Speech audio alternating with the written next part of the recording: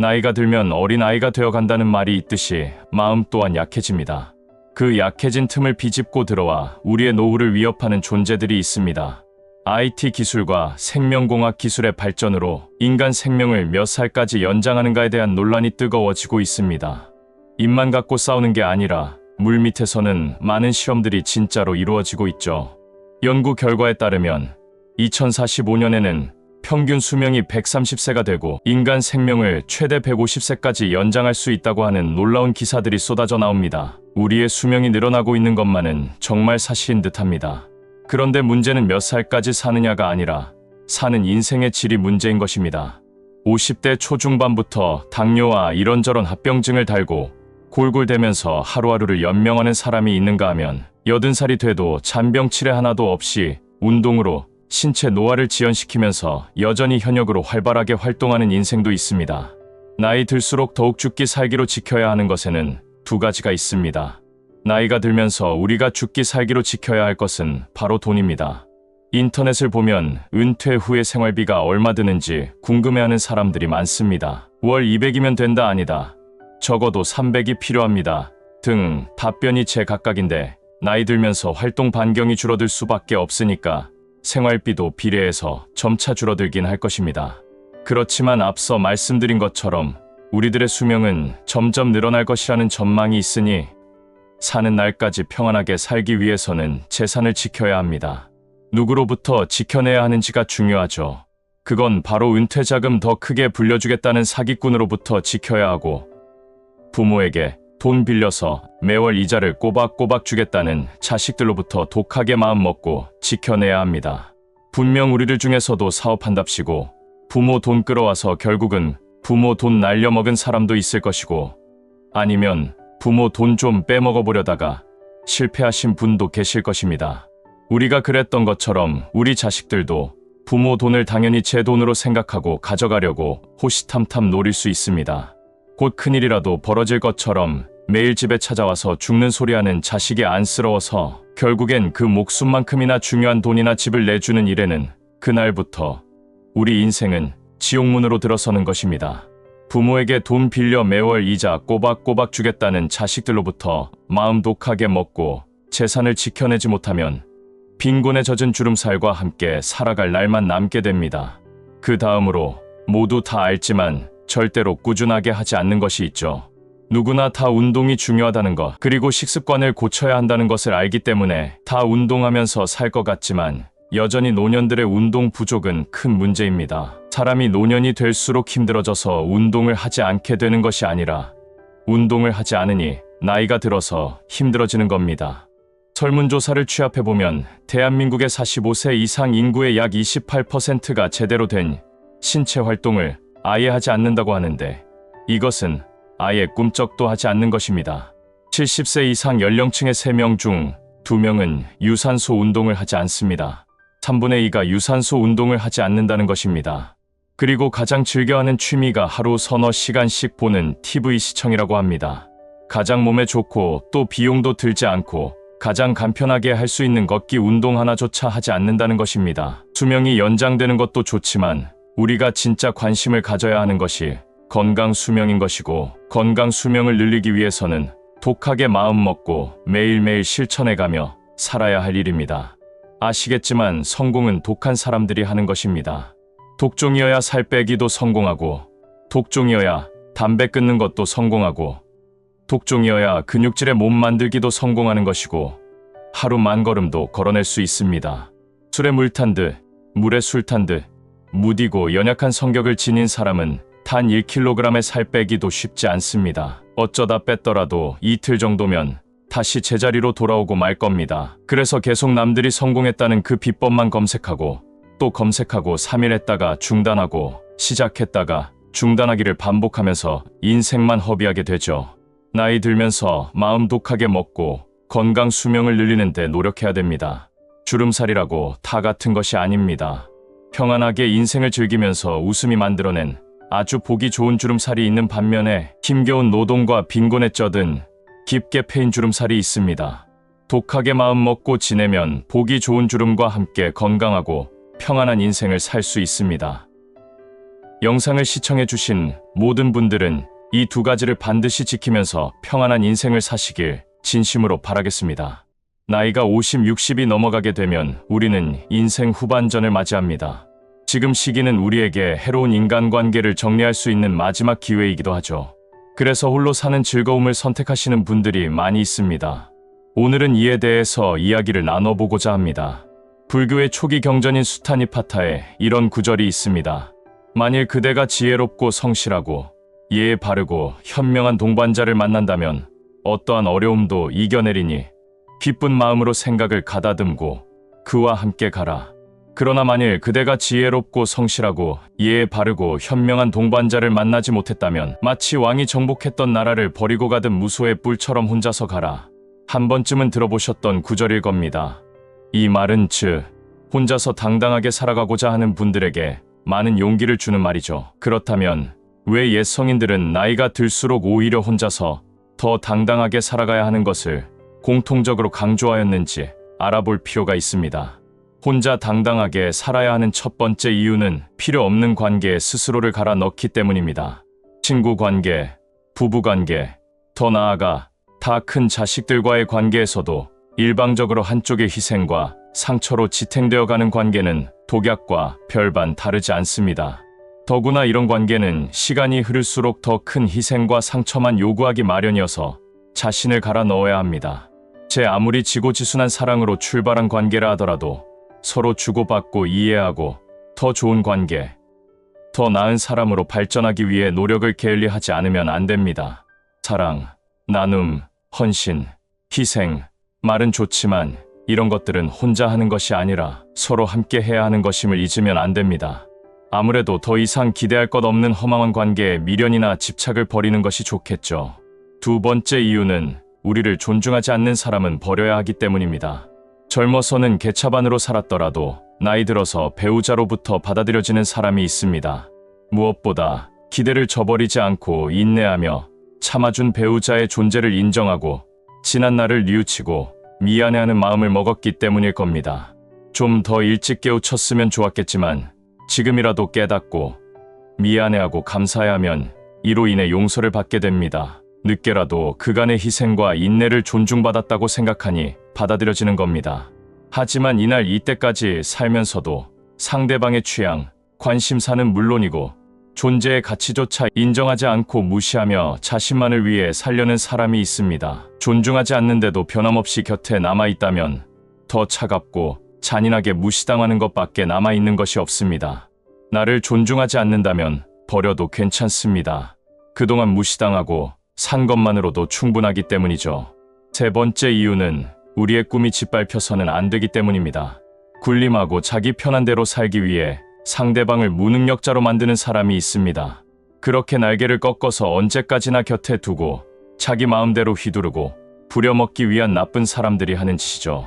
배우고 싶은 것조차 못 배우게 방해하고 친구들도 못 만나게 하고 집 밖에 존재하는 모든 관계는 단절시켜서 집안에 고립되어 살도록 강요하는 사람은 배우자가 아니라 겉밖에서 억류시키는 사람과 다를 바 없습니다.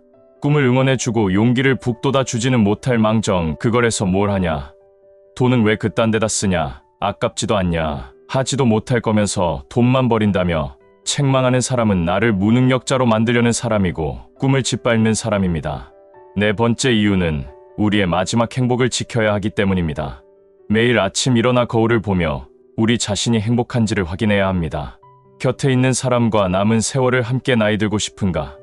이 사람과 계속 살면 몸과 마음의 평화를 얻으며 살 수 있을까? 나는 존중받고 있나? 그래서 행복해질 수 있을까? 함께하는 사람이 곁에서 자신감을 북돋아주고 꿈을 함께 공유하며 같은 길을 걷고 있다면 고민할 것이 없죠. 이런 관계라면 더 좋게 만들기 위해서 공을 들일 수도 있고 설령 가끔 문제가 생긴다 하더라도 충분히 해결할 수 있습니다.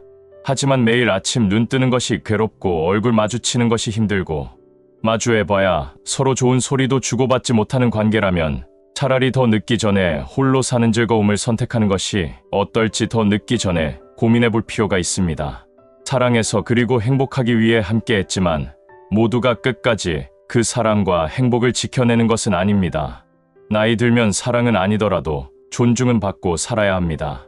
존중도 하지 않고 꿈도 짓밟고 하루하루가 행복하지 않다면, 그래서 곁에 있는 사람과 남은 세월을 함께 할 자신이 없다면 더 늦기 전에 홀로 사는 즐거움을 선택하는 것이 지혜로운 태도일 수 있습니다. 오늘 영상을 보신 모든 분들은 관계에 얽매이지 않고 멋있게 살아가는 분들이 되시길 진심으로 바라겠습니다. 나이가 들면 들수록 어떤 모습으로 살아갈지, 각자의 꿈이 다 다른 것처럼 살고 싶은 인생 말년의 모습도 많이 다를 수 있을 것입니다. 최근 한 사회복지과 교수는 노인의 유형을 우리 사회의 현실에 따라 4가지로 구분했습니다. 첫 번째 유형, 늙은이. 어린이의 반대말이죠. 나이가 많이 든 사람을 늙은이라고 하지만 그건 단순히 사전적 의미일 뿐, 우리가 일반적으로 늙은이라고 부를 땐 하찮게 생각하는 마음이 담겨 있습니다. 존중하는 마음이 들어있지 않은 지칭입니다. 이른바 선진국이라 불리는 OECD 38개 회원국 중 한국은 노인 빈곤율이 43.4%로 단연 1위를 차지하고 있습니다. 이것은 조사 대상인 65세 이상 성인의 43.4%가 평균 소득의 반도 안 되는 돈으로 생활을 이어가고 있다는 것이죠. 평균 소득도 그리 많지 않을 텐데 거기에 또 50%에도 못 미치는 소득으로 살아가고 있으니 사는 게 굉장히 팍팍할 게 분명합니다. 이런 생활의 고단함을 반영하듯이 우리나라의 노인 자살률 역시 3배가량 차이를 보이며 단연 1위를 기록하고 있습니다. 한국제지연합회에 따르면 폐지를 줍는 노인은 25만 명가량으로 추산된다고 합니다. 생존을 위해서 하루 10시간 이상 폐지를 모으고 옮겨서 1만 5천 원가량 손에 쥔다고 하니까 시간당 1,500원을 버는 셈인데, 이는 최저임금의 20%에도 미치지 못하는 수준입니다. 당장 먹고 사는 문제가 발등에 부리다 보니 우리 모두가 노년 생활로 꿈꾸고 있는 한 인간으로서의 내면적 성장이나 여가를 보내기 위한 취미 생활, 친구들과의 교류 등은 먼 나라 얘기가 되고 맙니다. 질병 앞에서 비용 때문에 적절한 치료도 받지 못하고 돌봄의 대상으로 사회적 짐으로 인식됩니다. 그래서 이런 처지 때문에 우리 사회에 부담만 안겨주는 잉여인간, 2등 국민 취급을 받기도 합니다. 안타까운 일이죠. 우리나라 노인 인구의 절대다수가, 또 곧 은퇴를 앞둔 예비 노인 인구의 절대다수가 생존 문제에 직면해 있는 이 유형에 속할 가능성이 상당히 높다고 전문가들은 경고합니다. 노후 준비가 제대로 안 돼 있기 때문이죠. 두 번째 유형, 어르신. 어르신이라는 말에는 존중하는 마음이 담겨 있습니다. 앞서 말씀드린 유형으로 불리는 늙은이하고는 어감부터가 확연히 차이가 납니다. 길에서 마주친 할아버지, 할머니를 부르는 어르신이란 호칭과도 내용면에서는 차이가 있습니다. 어르신에 해당되는 사람들의 경제적인 상황을 보면 아주 많은 재산을 소유했다기보다는 자가주택이 있고 월급처럼 매월 꼬박꼬박 들어오는 수입이 있으며 부족하다 싶은 생활비를 보충하기 위해 퇴직 이후에도 일을 하고 있는 동시에 자신의 경력을 살려 조그맣게라도 봉사활동을 합니다. 어르신이란 바로 온 마을 사람들이 존경하는 지혜롭고 현명한 할아버지와도 같은 존재라고 전문가들은 이 단어의 정의를 내립니다. 나이를 먹는다고 나의 숫자에 맞게 자동적으로 현명하고 지혜로운 사람이 되어 어르신으로 인정받는 것은 아니라는 점을 잊지 않을 필요가 있습니다. 세 번째 유형, 액티브 시니어. 취미와 여가 활동이 활발하고 배움에도 부지런할 뿐만 아니라 경제적으로 꼭 필요하진 않더라도 자신의 소질을 살려 소득을 창출하는 데도 적극적인 이른바 성공한 노인의 상징이 액티브 시니어라 할 수 있겠습니다. 액티브 시니어는 청바지를 입은 나이 든 보통 사람이라는 이미지를 가지고 가족이나 사회에 의존하지 않고 살면서 옷도 젊게 입고 자기 개발에도 힘쓰면서 인생 이모작에 매진하는 사람들입니다. 액티브 시니어는 지금껏 바쁘게 살아왔으니 지친 영혼을 위해 이제 꿈으로만 가지고 있던 것들을 마음껏 펼치며 살자는 생각을 갖고 있고 적극적으로 이를 행동으로 실천하며 삽니다. 아마도 우리 대부분이 바라는 노년의 모습이 아닐까 생각되지만 그렇다고 모두가 액티브 시니어로 살아갈 수 없는 게 현실입니다. 왜냐하면 최소한 먹고 사는 문제에 대한 불안감에 벗어날 수 있는 경제력이 받쳐져야 가능할 뿐만 아니라 실천력이 있어야 합니다. 사실 경제력을 갖추는 것보다 나이와 상관없는 강한 실천력을 갖추는 것이 더 어렵긴 합니다. 네 번째 유형, 선배 시민. 선배 시민이라는 노년의 유형은 최근 사회에 맞게 생긴 새로운 노년의 모습으로 시민의 한 사람으로서 공동체를 더 나은 곳으로 만들어가는데 실천적인 노인을 상징합니다. 사회복지과 교수가 새롭게 말을 만들고 정의를 내렸지만 실상은 우리 주변에서 이런 분들이 많이 있습니다. 이런 노년상이 생기는 이유는 노인을 대상으로 하는 여러 사회보장 제도가 퍼주기 비용이 아니라는 인식과 함께 시민으로서 공동체 발전을 위해 적극적으로 참여하고 기여하는 것이 필요하다는 생각에서입니다. 예를 들면 아침에는 초등학교에서 등교 도우미를 하고 오후에는 복지관에서 노인들과 여러 가지 사회 문제들에 대한 의견을 나누며 집에 오는 길에는 이곳저곳을 다니면서 쓰레기를 줍는 사람들을 의미합니다. 이는 아주 낯설고 생소한 모습이 아니라 우리 주변에 이렇게 봉사활동을 하는 분들을 많이 볼 수 있습니다. 공동체 이론으로 더 나은 공동체를 상상하고 변화시키고자 실천하는 노인들이 점점 늘어가고 있는 추세라고 합니다. 이 선배 시민은 학력이나 재력, 경력, 재능과는 상관없이 누구나 뜻과 의지만으로 될 수 있다고 합니다. 그렇다는 말은 어떠한 환경보다는 나의 의지가 제일 중요하다는 말입니다. 우리는 나이가 들수록 어떤 노년으로 살아가야 할지 고민이 많습니다. 앞으로 기대 수명은 더 늘어날 것이고 노년으로 보내야 할 기간이 인생의 3분의 1이 넘는 사회로 발전함에 따라 지금이라도 미리 차근차근 잘 준비해서 늙은이만은 되지 않는 노년이 되어야 하겠습니다. 오늘 영상을 보신 모든 분들이 멋있는 노년을 보내시길 진심으로 바라겠습니다. 나이 90이 되면 어떤 모습일까 한 번쯤은 생각해 본 적이 있을 겁니다. 미국의 콜로라도 의과대학의 베라 박사는 자신의 경험을 토대로 말하기를 우리 대부분은 적어도 90세까지 살 수 있는 기회를 갖고 있다고 말합니다. 모두가 90세까지 산다가 아니라 90세까지 살 수 있는 기회를 가졌다는 말이죠. 누구는 그 기회를 잘 살려나갈 수 있을 것이고 또 다른 누구는 스스로 그 기회를 발로 찰 수도 있습니다. 90세까지 살아서 뭘 하냐 하는 분들도 계실 텐데 그건 우리가 정말 모르고 하는 말일지도 모릅니다. 우리 어렸을 적을 생각해보면 우리 부모님 나이가 50, 60이 됐을 때 저 나이가 되면 사는 즐거움이 있긴 한가. 꿈이라는 말은 전혀 어울리지도 않았으며 미래를 계획할 필요도 없는 노인이라고 생각했을 겁니다. 그런데 그 나이가 되고 나니 그때 우리들 부모님이 엄청 젊었다는 생각이 듭니다. 지금 우리가 90세 노인을 바라보는 것도 똑같지 않을까 싶습니다. 우리가 90세 노인을 생각하면 하루하루 돌아가실 날만 손꼽아 기다릴 것으로 아무렇지도 않게 생각하지만 또 우리가 그 나이 돼 보면 그런 삶이 전혀 아니라는 것을 알게 될 수도 있습니다. 그때도 꿈이 있고 미래가 있을 수 있습니다. 90세는 허약하고 외로운 나이일 수도 있지만 활동적이고 만족스럽고 여전히 일을 하는 나이입니다. 그러면서 건강하게 오래 사는 것은 부담이 아니라 기쁨이라는 사실을 알아야 합니다.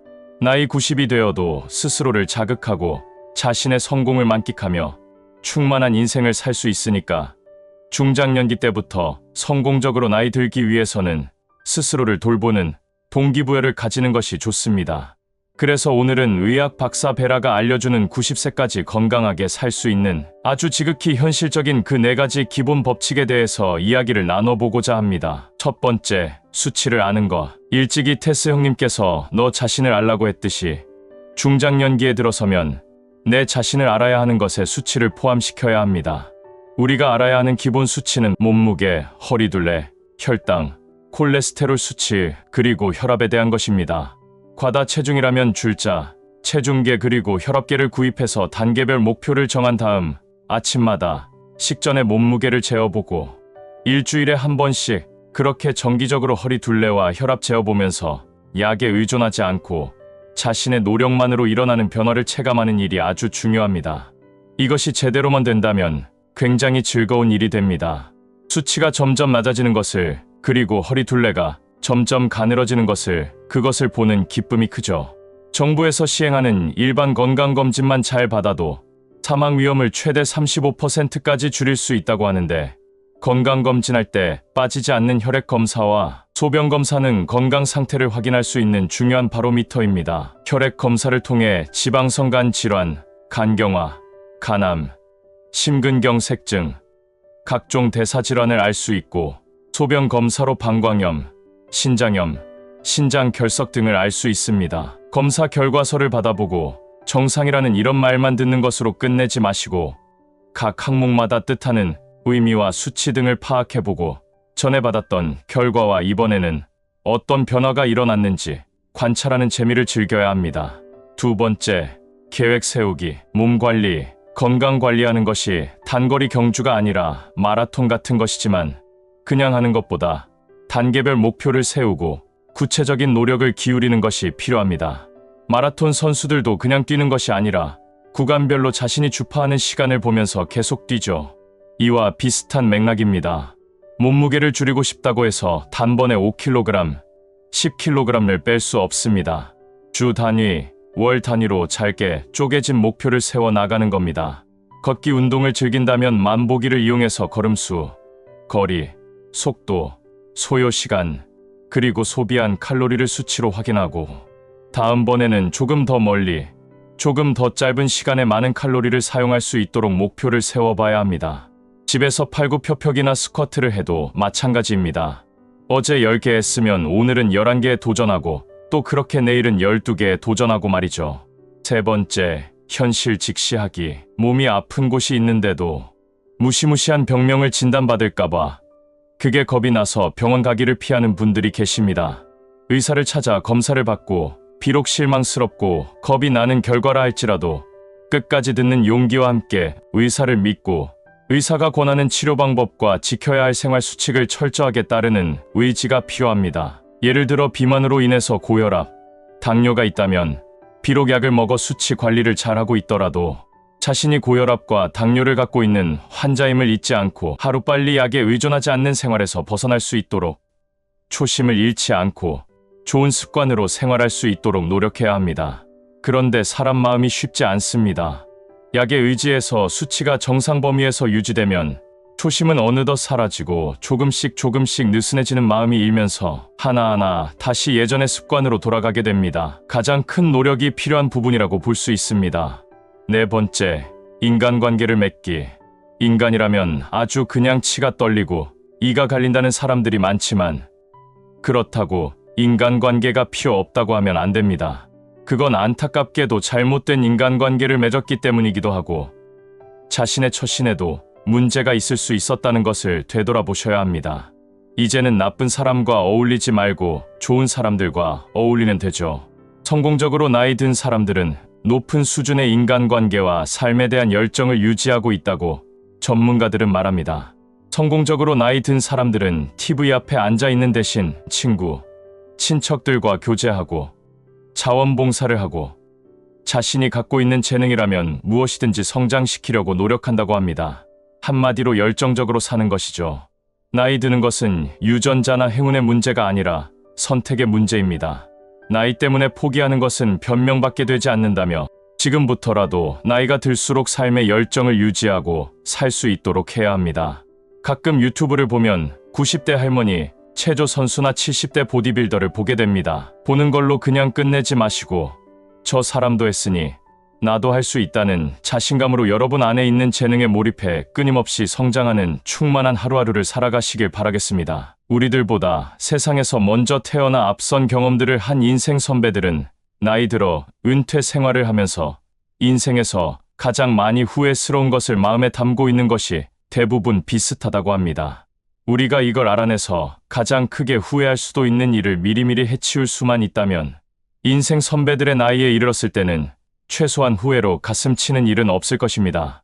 10대, 20대, 30대를 거쳐오면서 그렇게 갖게 된 후회들도 이미 넘쳐나도록 많듯이 여기에 더해서 인생 후반전마저 똑같은 실수를 반복하고 후회하고 산다면 이건 절대 안 되겠죠. 나중에 세월 지나 땅 치고 후회한들 소용없습니다. 심리학에서 쓰이는 기초 용어로 통정이라는 말이 있습니다. 남녀가 정을 통한다는 뜻을 지닌 통정과 같은 한문으로 쓰지만 심리학에서는 인생 황혼기에 접어들어 지나간 생을 재음미하는 것을 말합니다.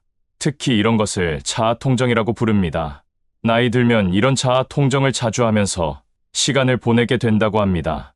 눈앞에 살아온 세월이 주마등처럼 스치듯 선명하고 생생하게 영화처럼 쫙 스쳐간다고 하죠. 지난 일들이 그렇게 자기의 생애를 돌아보면서 과연 가치 있게 살았는지 반추하고 자신에게 질문도 던지죠. 어려움도 많고 힘들었지만 그래도 잘 살아왔다는 생각이 들게 되면 마음 뿌듯해지고 인생에 대해 긍정적인 생각을 갖게 돼서 남은 인생을 더 잘 마무리하겠다는 의욕을 갖고 살게 됩니다. 하지만 반대로 온갖 후회만 떠오르고 가치 없는 인생으로 살아왔다고 생각되면 절망감에 빠져 남은 인생마저도 이래도 그만, 저래도 그만, 어차피 내 인생은 쓰레기라고 하면서 가치 없게 또 흘려보내게 된다는 겁니다. 그래서 후회 없이 잘 사는 것은 지금 현재를 위해서도 중요한 일이지만 앞으로 인생을 정리하는 시기에도 큰 영향을 미치고 중요한 의미를 갖게 되는 일입니다. 그래서 한순간 한순간 허투루 보내지 말고 알차게 살아야 하는 이유가 여기에 있습니다. 미국 코넬대에서 인간 생태학을 연구하는 칼 필레머 교수는 은퇴 생활을 하는 65세 이상의 1,500명과 인터뷰를 통해 조언과 지혜를 수집했습니다. 그리고 당신의 삶을 되돌아봤을 때 가장 후회하는 것이 무엇인지에 대해서 질문을 던졌습니다. 인터뷰에 응했던 황혼기를 보내고 계신 분들이 어떻게 답했을까요? 가장 많은 답변으로 나온 것은 바로 쓸데없이 걱정하는 것으로 시간을 낭비하는 것이었습니다. 아직 일어나지도 않았고 일어나지 않을 개연성이 상당히 높음에도 하게 되는 쓸데없는 걱정과 또 일어난다고 해도 우리가 어떻게 해볼 도리가 없는 능력 밖의 일이거나 불가항력적인 일에 대한 지나친 걱정으로 인생에서 제일 소중한 자원인 시간을 허투루 보낸 것을 사람들이 가장 많이 그리고 가장 크게 후회하는 것으로 꼽았습니다. 여러분들도 잘 아시겠지만 걱정의 대부분은 실제 일어나지도 존재하지도 않는 상황에 대한 것들입니다. 걱정을 사서 하는 사람들은 상당한 스트레스를 받으며 생활합니다. 그래서 두통을 달고 살죠. 시도 때도 없이 떠오르는 자신과 가족에게 벌어질 부정적인 생각과 그 끔찍한 상황 때문에 불안증을 겪으며 한시도 편할 날이 없습니다. 그렇게 걱정에 걱정을 하며 사는 분들이 있습니다. 하지만 신기하게 그런 사람들도 1년 전, 2년 전 어떤 걱정을 그렇게 했는지 잘 기억이 나지 않습니다. 같은 걱정인 것 같기도 하고 또 아닌 것 같기도 하죠. 사실은 쓸데없는 것들이기 때문에 기억이 나지 않는 겁니다. 걱정의 특징은 한 가지 걱정을 갖게 되면 또 다른 걱정을 키우고 점점 나쁜 상황을 떠올리며 불안으로 떨게 한다는 것이고 또 하나는 대부분의 걱정이 실제로 벌어지지 않고 그냥 시간과 함께 사라져 버린다는 겁니다. 그러는 동안 우리는 가장 소중한 시간만을 까먹게 되는 것이죠. 이래도 걱정이 멈추지 않는다면 심리 전문가가 추천하는 방법을 해보면 좋습니다. 인생 살면서 장기적인 목표를 갖는 것이 중요하지만 우선 걱정이 앞을 가려 스트레스를 너무 받으면서 살고 계시다면 오늘 하루만 생각하고 집중하고 사는 습관을 가져보는 것입니다. 내일 일은 생각도 하지 말고 걱정도 말고 오늘 내가 해야 할 일에만 집중하는 겁니다. 잡념이 끼어들 틈을 주지 말고 현재에 온 정신을 가두는 겁니다. 또 다른 방법 하나는 걱정이 괜한 걱정이 아닌 근거 있는 걱정들도 있을 수 있습니다. 이런 걱정을 하는 것은 그나마 좀 다행인 경우이지만 이럴 때는 자신이 무엇 때문에 그렇게 두려워하는지 그 실체를 분명하게 찾아내라고 전문가들은 권합니다. 병의 원인을 찾아 치료하는 것과 같은 이치죠. 그렇게 걱정의 실체와 합당한 이유를 알게 되었다면 이제부터 걱정만 하지 말고 계획을 세워서 하루하루 행동으로 실천해 나가면 말 그대로 걱정이 성장과 발전을 이끄는 원동력의 역할을 하게 되는 겁니다. 예를 들어 지금 다니는 직장이 불안하고 어느 날 갑자기 명예퇴직이라도 덜컥 시킬까봐 그게 걱정이시라면 그냥 걱정에 걱정만 하지 말고 이번 기회에 아주 퇴직 걱정 없는 직업을 찾아보는 겁니다. 이렇게 하신다면 걱정이 신바람으로 바뀌게 될 겁니다. 쓸데없는 걱정과 염려 그리고 불안으로 제일 소중한 시간을 낭비하는 것만큼 나중에 땅을 치고 후회할 일은 없다고 인생 선배들이 말씀하십니다. 영상을 보신 모든 분들이 지금 이 시간부터는 괜한 걱정 싹 날려버리고 소중한 시간을 지금을 위해서 잘 사용하시길 바라겠습니다. 99세까지 팔팔하게 살다가 이틀 앓고 3일째 죽는다는 뜻을 기억하기 좋게 숫자로 만들어 놓은 것을 9988-234라고 하죠. 건강 측면에서 보면 이렇게 살다 세상을 떠나는 게 제일 축복받는 인생이라고 합니다. 99살까지 살더라도 벽에 똥칠하고 사람도 못 알아보고 누워서 산다면 그건 산송장과 다름없기에 살아가는 그날까지 정신 맑고 제 몸 가눌 수 있는 게 무엇보다 중요합니다. 그래서 오늘은 죽기 직전까지 제대로 팔팔하게 사는 방법에 대해 나눠보고자 합니다. 아주대 의료원 예방의학팀이 과학적 근거를 기초로 해서 일상생활에서 누구나 실천할 수 있는 노쇠 예방 7대 수칙을 발표했습니다. 국내 9개 대학의 의료, 운동, 영양 분야의 전문가들이 참여해서 최종 생활 수칙 내용을 토대로 나온 것이라고 합니다. 당연히 알고 있는 내용이 많을 수 있지만 원래 모든 것의 원칙은 간단할 뿐만 아니라 누구나 다 알고 있는 것이죠. 그런데 우리가 몰라서 안 하는 것이 아니라 이런저런 이유를 토대로 못하기에 오늘 이 원칙을 한 번 더 되새기며 혹시라도 놓치고 있는 것은 없는지 한번 확인해보는 시간을 가져주셨으면 합니다.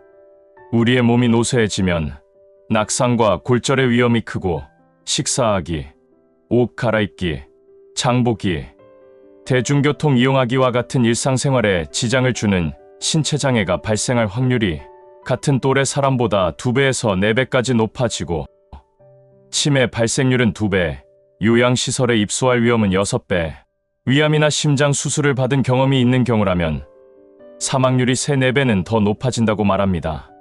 지금 우리가 노쇠해지고 있는지 아닌지 그걸 알 수 있는 증상으로는 평소에 쉽게 지치고 기력이 없거나 물건을 쥐는 힘이 약해지거나 행동이 힘들고 느려져 바깥 활동을 잘 안 하게 되는 것들이 있습니다. 전문 의료진들은 나이 듦과 노쇠와는 크게 연관이 없다고 합니다. 물론 나이가 들면 노화는 피할 수 없지만 노쇠해지는 것은 예방이 가능하고 특히 하루라도 빨리 건강할 때 건강한 생활 습관을 유지하고 만성질환을 잘 관리해야 한다고 하죠. 그 예방법에 대해서는 앞서 말한 대로 기본적인 7가지 수칙이 있습니다. 첫 번째 수칙은 건강한 마음을 다스리는 것입니다. 매사에 긍정적인 마음을 갖도록 노력하고 우울 증상이나 외로움 등 심리적 어려움이 있는 경우에는 전문가의 도움을 받아야 합니다. 긍정적인 정서는 노쇠 발생 위험률을 10% 줄여줍니다. 반면 우울 증상이 많아지면 노쇠 발생 위험이 높아지고 우울 증상이 심각하면 노쇠 발생 위험이 2배까지 증가한다고 하죠. 노년기의 심리적 어려움은 꼭 반드시 전문가를 통해 관리해야 합니다. 두 번째 수칙은 강한 치아를 만드는 것입니다. 노년기에 보존된 치아 하나가 늘어날 때마다 노쇠 발생 위험이 2%씩 감소한다고 합니다. 하루 3번 칫솔질을 해서 구강 위생을 철저히 해야 하고 틀니를 착용한 경우에는 매일 세척 관리하는 건 필수입니다. 그리고 6개월마다 구강검진과 치석 제거를 받아 구강 건강을 유지하는 것이 바람직합니다. 치주염 박테리아가 치매 발생에 중요한 역할을 한다는 발표가 있었습니다. 즉, 잇몸 관리와 정신 건강이 직접적으로 연관되어 있다는 것입니다. 잇몸 관리는 단순히 입에만 국한된 것이 아니라는 것을 명심해야겠습니다. 세 번째 수칙은 편식하지 않고 음식을 충분히 섭취하는 것입니다. 평소 생선, 과일, 채소, 유제품 등을 포함한 다양한 음식을 골고루 충분히 섭취해야 합니다.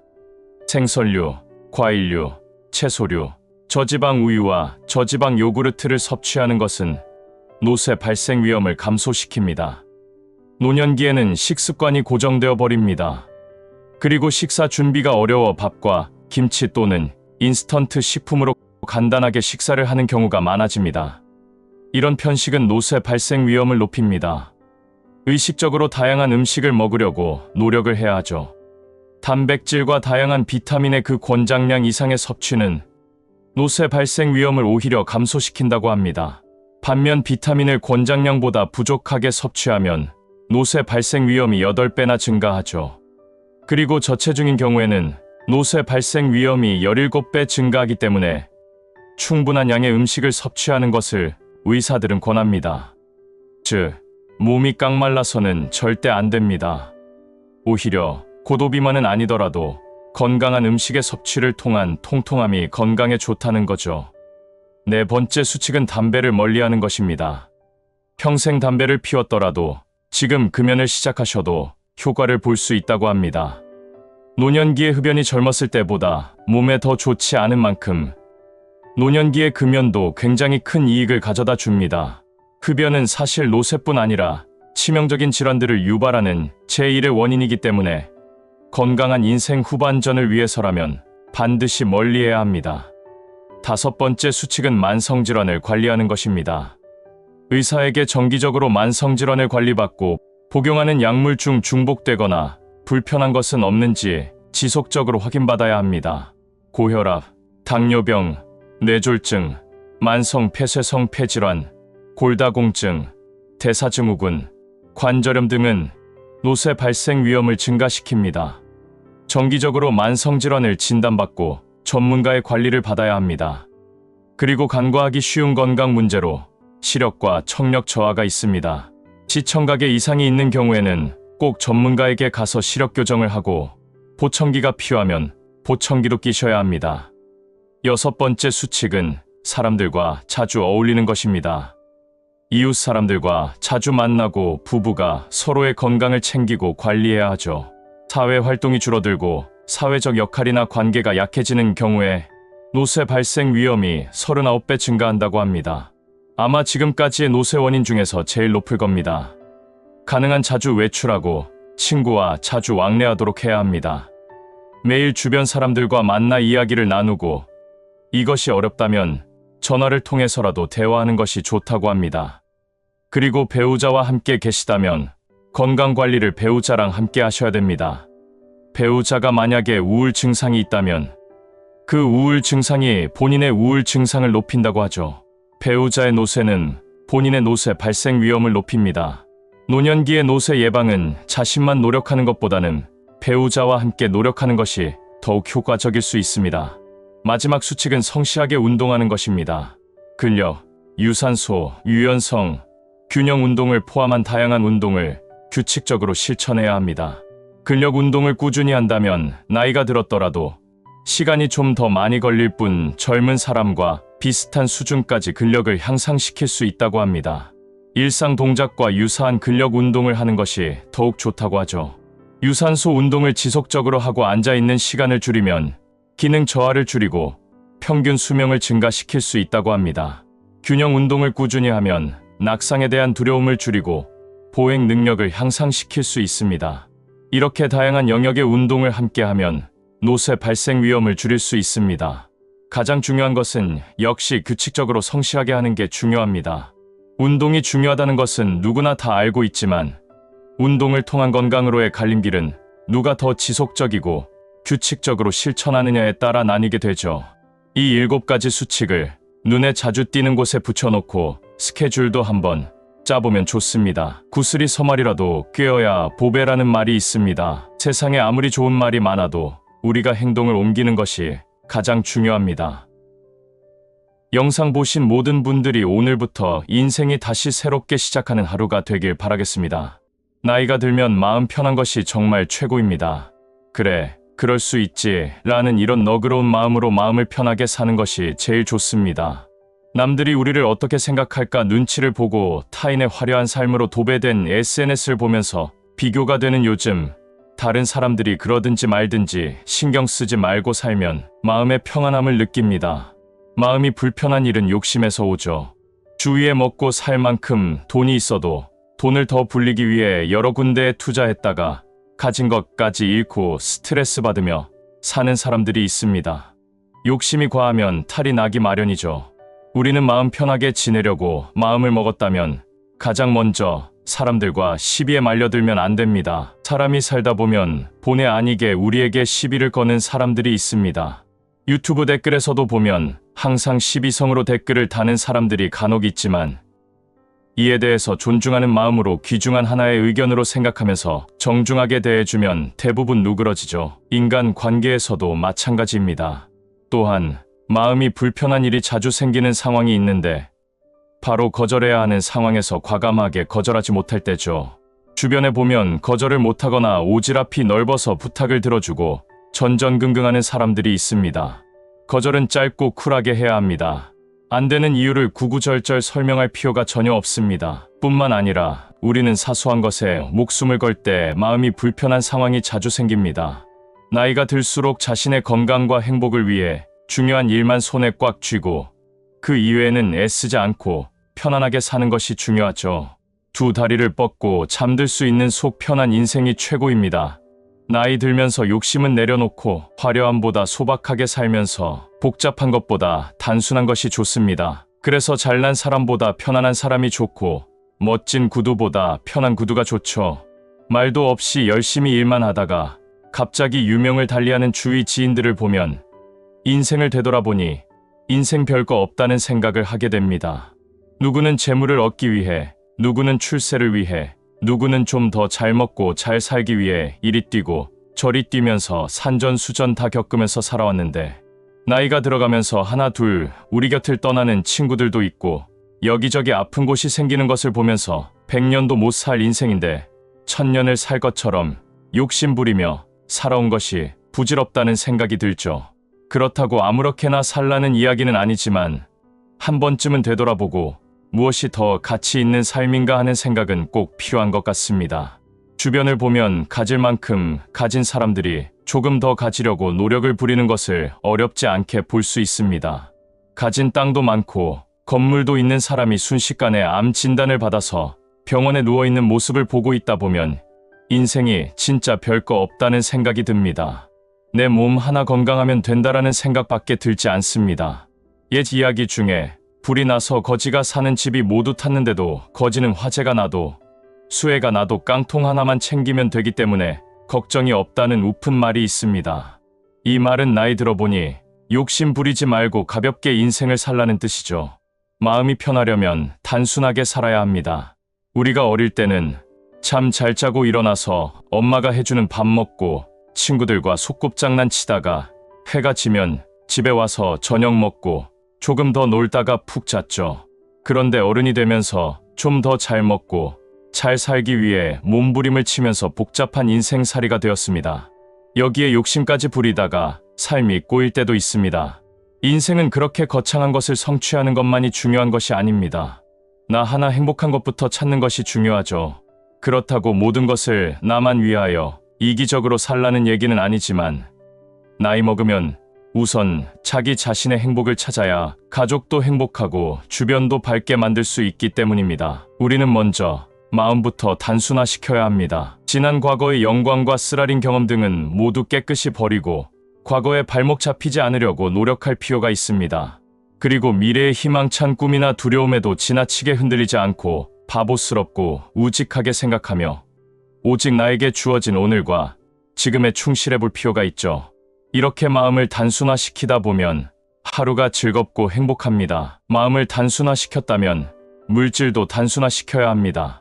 집의 크기도 줄이고 자동차의 크기도 줄이고 옷장의 옷도 단순화시켜보는 것입니다. 가진 건 많지 않아도 최대한 단순화시켜서 가볍게 노후 인생을 걸어갈 수 있어야 합니다.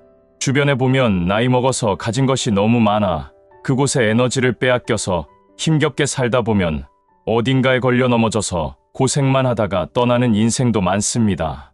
나이 먹으면 단순하게 사는 것이 에너지를 헛된 곳에 쓰지 않고 편안하게 살 수 있는 길이 아닐까 싶습니다. 100세 시대의 삶을 단순화시켜 마음 편하게 행복한 노후를 보내셨으면 합니다. 오늘 영상을 보신 모든 분들은 마음 편하게 살아가는 노후가 되시길 진심으로 바라겠습니다. 노후가 행복해지기 위해서 우리 인생을 떠받치고 있는 4개의 기둥이 균형을 맞춰 단단하게 서 있어야 한다고 합니다. 그 4개의 기둥이란 경제적 안정, 건강한 몸과 마음, 꿈과 비전, 그리고 원만한 인간관계죠. 어느 것이 더 중요하다 말할 것도 없이 모두가 중요합니다. 이 4개의 기둥 중 어느 하나라도 삐끗하는 날에는 우리의 인생 후반전이 고난의 행군이 될 수 있기 때문에 하루하루 이 4개의 기둥을 더 굵고 튼튼하게 만드는 데 노력을 해야 합니다. 하지만 우리 인생이 계획대로 돌아가지 않는 것이 참 슬픕니다. 아이들 뒷바라지에 이런저런 크고 작은 일들을 처리하느라 세월 보내다 보면 은퇴 준비는커녕 하루하루 버텨내는 것이 급선무일 때가 많습니다. 몇 년 전 한 연구소에서 50세 이상 은퇴자들을 대상으로 건강과 관련하여 노년에 가장 후회하는 것들이 무엇인지에 대한 설문조사를 실시했습니다. 이를 바탕으로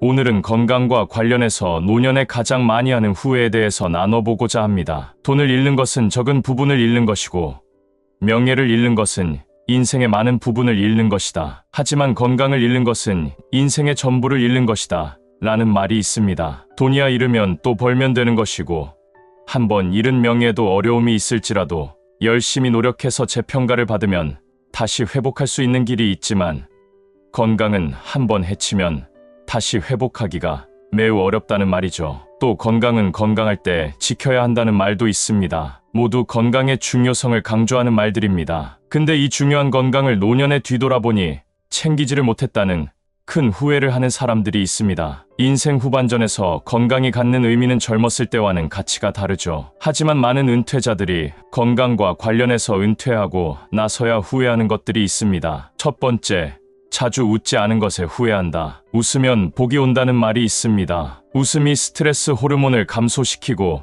면역 기능을 향상시키는 것과 더불어 성격도 낙천적으로 만들어주고 숙면에도 도움이 된다고 합니다. 많이 웃어야 하죠. 주름이 지더라도 많이 웃어서 지는 주름하고 인상 찡그려서 지는 주름하고 얼굴 표정도 다르다고 합니다. 웃어서 생긴 주름은 훨씬 보기가 좋습니다. 두 번째, 규칙적인 생활을 하지 못했다. 24시간을 주기로 생활 리듬을 만드는 것이 우리 몸에 좋습니다. 공부를 잘하기 위해서 리듬을 잃지 말아야 하고 음악에서도 리듬이 중요하죠. 건강에서도 마찬가지입니다. 건강을 유지하려면 우리 몸도 리듬을 타야 합니다. 여러 악기의 음이 조화를 이루듯 우리의 장기들이 서로 협응하고 리듬을 유지해야 건강을 유지할 수 있습니다. 자고 일어나는 것이 매일 들쑥날쑥하고 식사도 정해진 시간 없이 아무 때나 먹게 되면 생체 리듬이 깨지고 결국 그것이 건강을 해치게 되는 거죠. 규칙적인 생활이 진짜 중요합니다. 세 번째, 고민을 들어줄 상대가 없었다. 스트레스와 정신건강에 관련된 사항이 있습니다. 그리고 또 그런 상대가 없다니 인간관계에도 밀접한 관련이 있죠. 자신의 고민을 터놓고 의논할 수 있는 친구나 선배를 두고 있다는 것은 인생의 복이 아닐 수 없습니다. 네 번째, 든든한 의사를 찾지 못했다. 대형 병원의 유명 의사에게 진료받는 것도 중요하지만 사는 곳, 가까운 동네 병원에 가정일을 우리 가족의 주치의로 두는 것도 아주 중요합니다. 그분들이라면 우리들의 병력이나 가족력까지 다 알고 있어서 건강 관리하는 데 정말 큰 도움이 되죠.